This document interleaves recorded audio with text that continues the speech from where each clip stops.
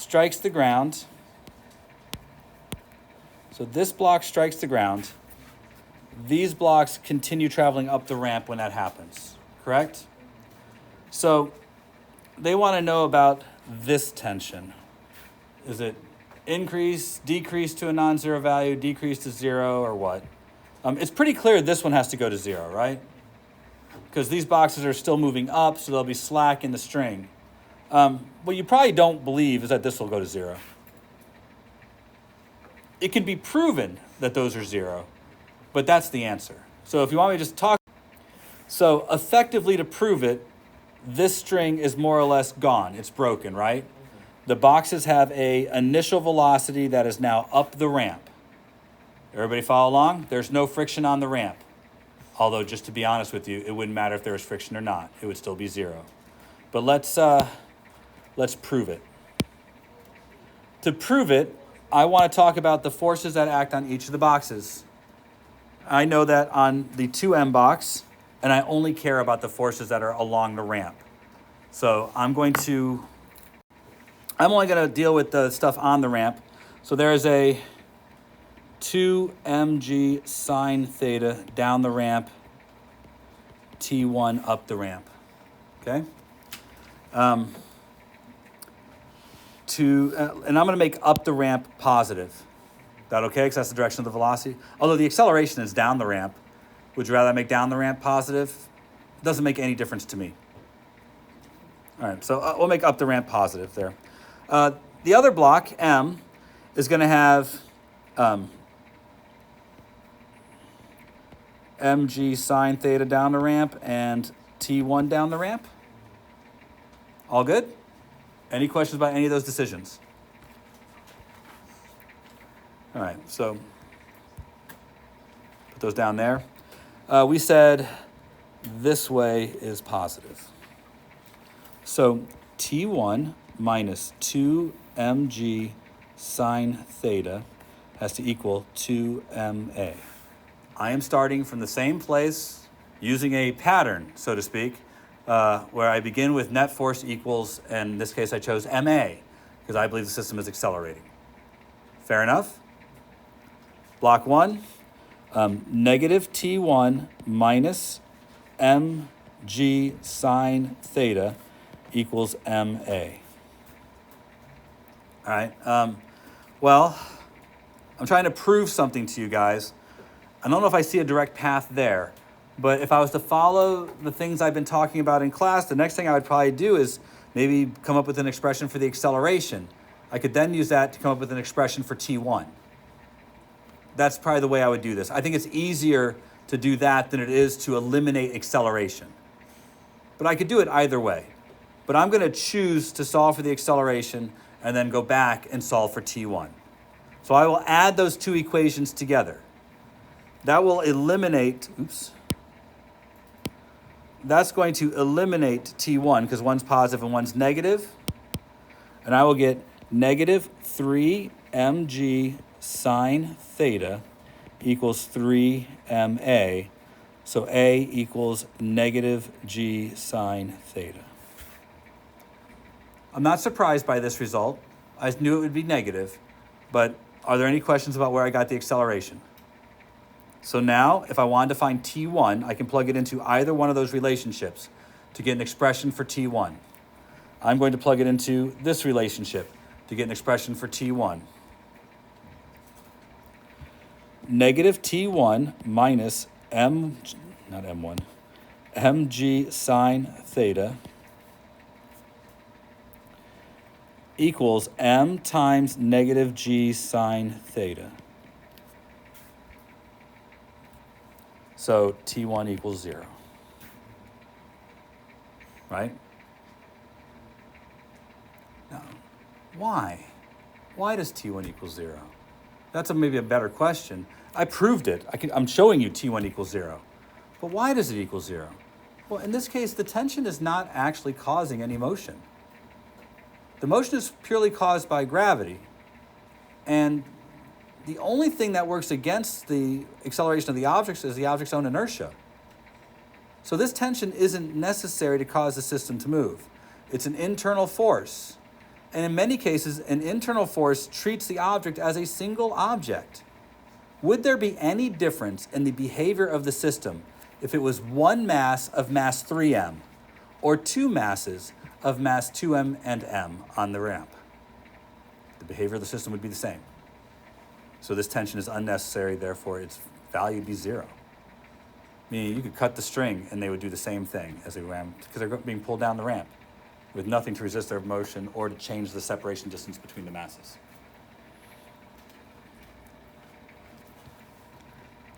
No pattern. But again, I start at the top every single time, same kind of place. Is there anything else on the test to which you'd like me to speak? I think we did. That's 0. Is the velocity of the block of mass m up the ramp, down the ramp, or 0? It is up the ramp. Is the acceleration of the block of mass m up the ramp, down the ramp, or 0? It is down the ramp. And this is decreased to 0. And no explanation is necessary, so that's probably 3 points. But I bet they're all right or wrong too, so you either get the point or you don't get the point. Is there any part of that you would like me to speak to? Yeah? Can you explain why it decreases to 0? I can explain it or I can prove it. I think proving it would probably be easier for me. So is that okay? Problems just like D and E in class, didn't we? Talking about the threshold problems, what mass is necessary to make it accelerate up, what mass is necessary to make it accelerate down. We did that question. It's a good question. That's really this one. I'm sorry, that's this one. This one, you get the acceleration. Same way. It's 2 blocks sliding down a ramp. And when you get that acceleration, you just use, v squared minus v naught squared equals 2a delta x to figure out what the velocity is when it hits the ground. Motion equation does it. But again, if you would like me to speak to this, I will. If not, I got other stuff.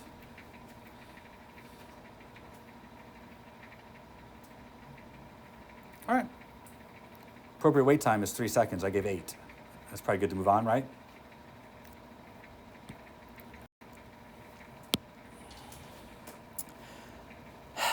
Try this. We have not done this question, and it's my fault. I ran out of time.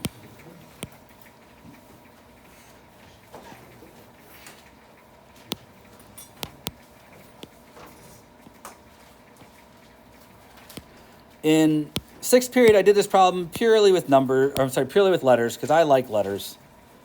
Letters don't lie. And they apply to all sorts of problems. This problem might be easier with numbers, but I'm not going to. I'm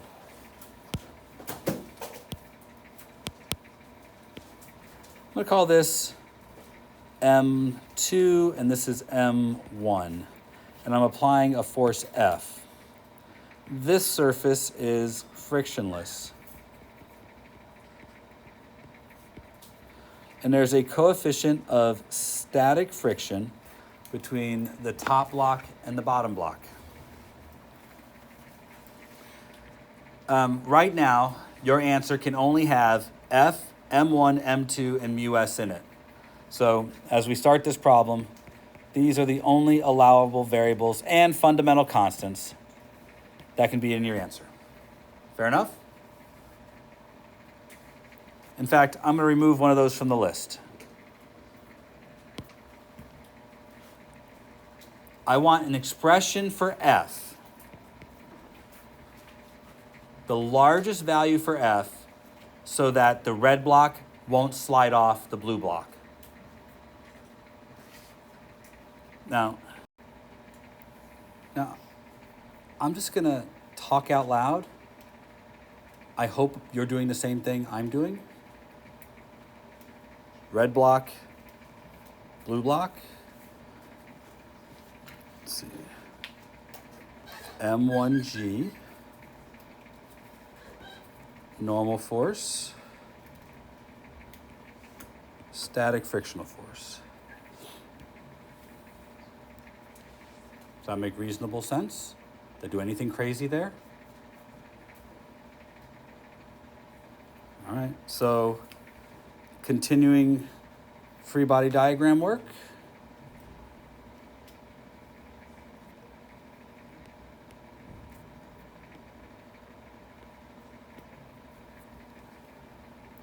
Well, maybe not. Because there has to be another force here. Right? The top box is resting on the bottom box. So there's a downwards normal force on the top box. On the bottom box. This Newton's third law force. So I think this normal force has got to be greater than just the weight of the other box. Any question about that? I'm not trying to make anything hard, but for every force, there's equal and opposite, force somewhere in the universe. Happens on that box. Now this part's obvious. There's a applied force here. Is this force obvious? That there's friction this way? You might not have known that, but I don't know, what I can do to help with that. There has to be a force of friction that prevent one surface from sliding past the other. The top box wants to stay in place, but the bottom box wants to slide. So there's going to be a force of friction as the top box tries to slide past the bottom. That's a Newton's third law force. If this force is acting on the top box, there has to be an equal and opposite force acting on the bottom box. I know it makes reasonable sense. I know you forgot it or didn't think of it. Not everybody. Some of you thought of it. But again, somebody's asking for a pattern. I'm asking the same questions every time. And I've said to you a couple times, for every normal force, check to see if there's a frictional force. This normal force is causing this frictional force. In the same way that this normal force is causing this frictional force. This normal force causes no frictional force because that surface is frictionless. All right. Lots there, lots to unpack. If you didn't know those, you might have to adjust your net force equals MA equations.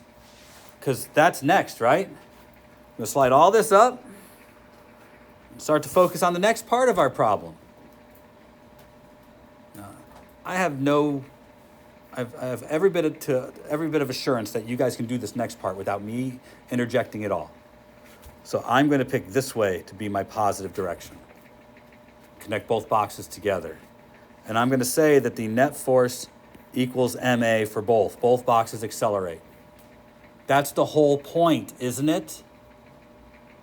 That we want both boxes to accelerate the same. If they don't accelerate the same, then the one is not sliding with the other.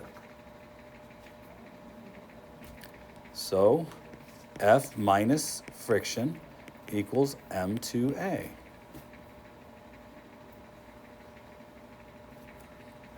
And Fs equals M1A.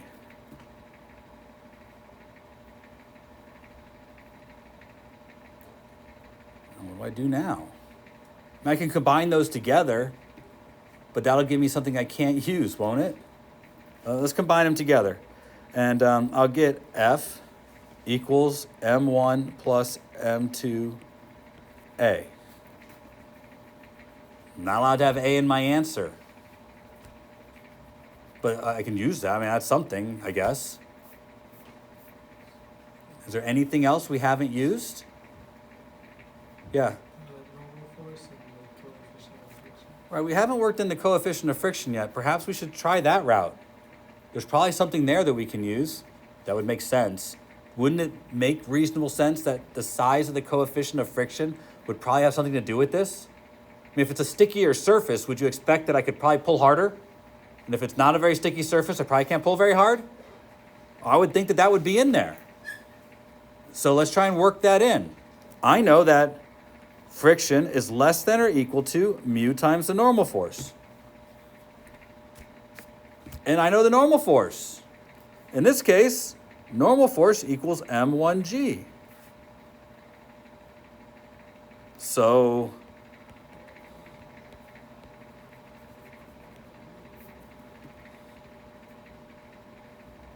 well, what now? Well, a lot now.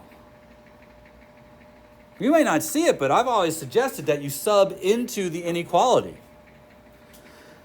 Well, I can sub that into the inequality. Does that get me somewhere? Yeah, it does. Look at the things that I have. I have this expression, which has in it two unknowns. They can't be in my answer, right? I have to eliminate them somehow.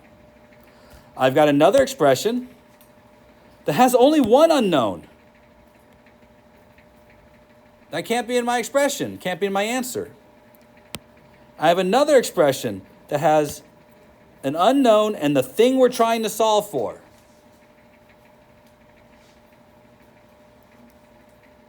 Three expressions, three unknowns. I can eliminate two of them. Now, would you have just come to this conclusion yourself? I don't know.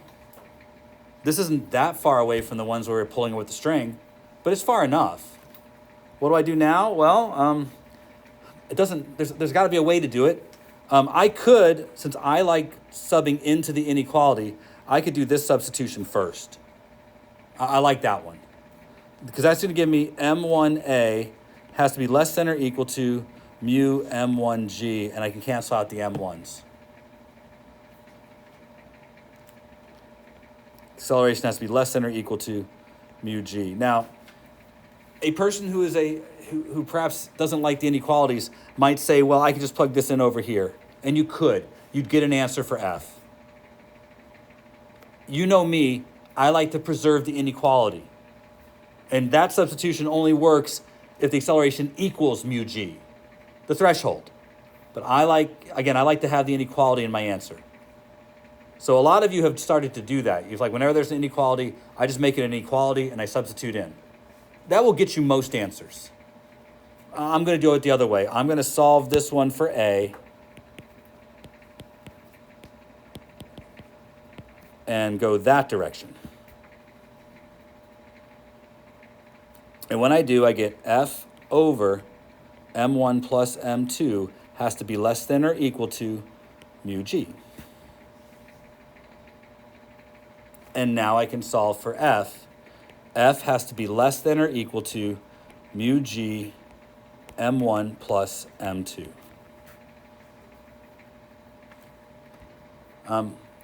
Yeah, I like that. That tells me that one of the most important features here is mu. I can pull much harder if this number gets bigger.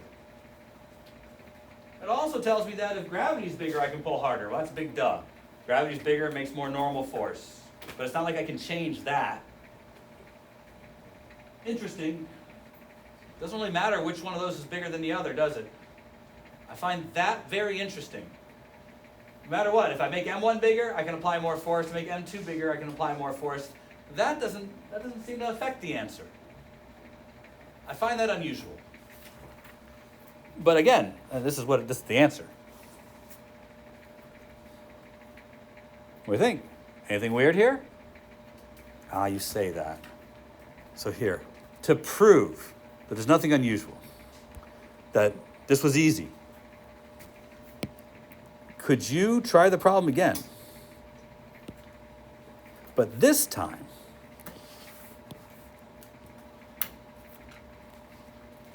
is there any difference if I do that? Guarantee there's a difference if you do that. There has to be. I'll show you why.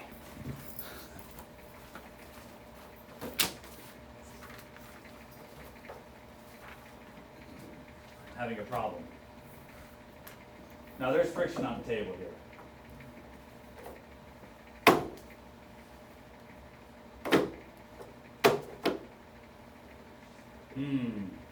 I saw far more progress when I put the heavy book on top of the light thing than I did when I had the light thing on top of the heavy thing. I think we're going to get a different answer. Don't you think? Try it. It's the exact same problem. So for those of you who said, yes, that makes sense, prove it. This is the part where you show it makes sense. Can't find the pattern.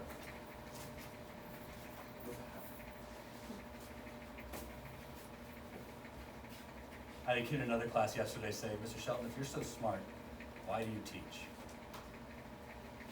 That hurt too. Hurt me right in the feels. But don't worry.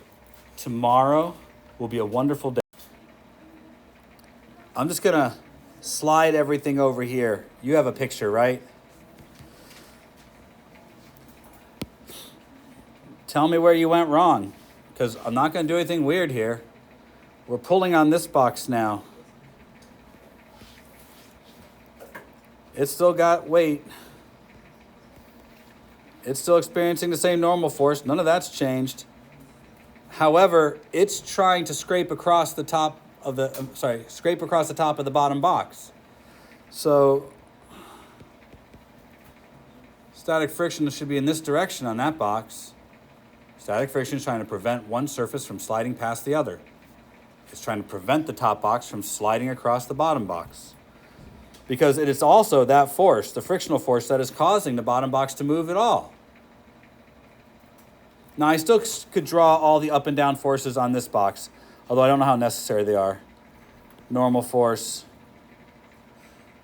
M2G. Now, if you couldn't get this part, you couldn't do any other part of the problem. I walked around, looked at your pictures. I didn't comment, but you have to start here. Are we good here? We sure? This is the crux, because everything else is going to be something we already did. Alrighty. Fs equals M2A. F minus Fs equals M1A.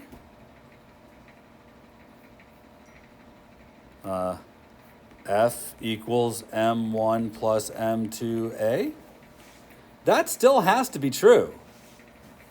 Right? In the end of the day, remember, net force equals inertia times acceleration. That was always going to be the case. So what else am I going to do? Well, I'm going to remember that friction is less than or equal to mu m1g. That's still true. This frictional force is still based on the normal force. The normal force is this force. And what else you want? That's it, isn't it? I got this relationship, I got this relationship, I got this relationship. Combine them. Start eliminating things. You gotta get rid of that acceleration, be left with just F and M's and Mu's. I guess I'll do the same exact thing that I did last time, point for point. So I'm trying to get all the circles out of there. They're in the way. So I'll do, oh, come on, just be my friend. There we go. I'm going to do this. Sub into there. M2A has to be less than or equal to mu M1G.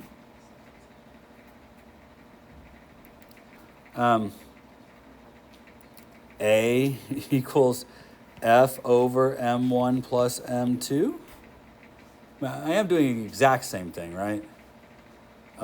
I can't cancel out the M2 here, but I can still say A is less than or equal to M1 over M2 times mu times G.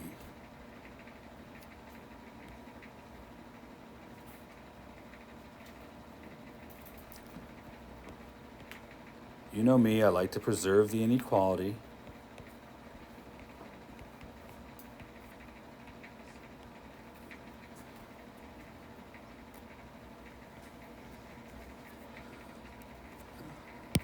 It's always easy when Mr. Shelton does it. Okay. You're right, I guess. Is that answer different than one we got before? Yep. Does it seem to work? Well, let's take a look at what this tells us, because at the end of the day, it should seem like it works. M1 is the mass of the top block. M2 is the mass of the bottom block. It looks like I can pull it with more force if the top block is heavier than the bottom block. In fact, the more the top block weighs, the more force I can apply to the whole thing. That makes sense to me. It's still tempered by the inertia. That makes sense to me too. And if I make it stickier, I still get to use more force. That makes sense too. All that's been added is this ratio here that was not there before. It's funny because if you compare that to the other one, they're very similar, although they look way different because of this term out here in the front. Look closely at the units though. This is unitless. Kilograms divided by kilograms has no units. Mu is unitless. There are no units in the coefficient of friction. G is meters per second squared, and mass plus mass, kilograms. This whole thing is in newtons. Right? Say the same thing over here. No units, meters per second squared, kilograms.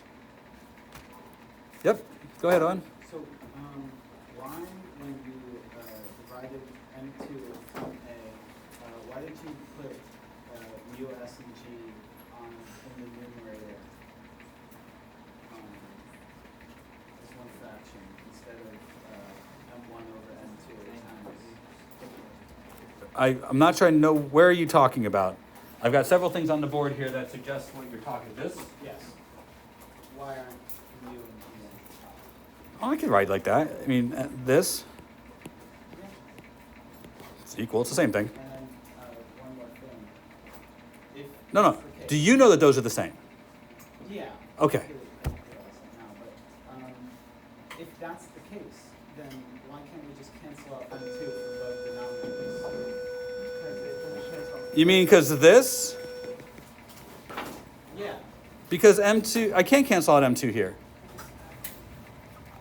In order to cancel out M2, I'd have to have an M2 in both of these terms. And I don't. I mean, if we reorganize it, folks, of course, you guys can go. If we reorganize this, are you sure? Okay.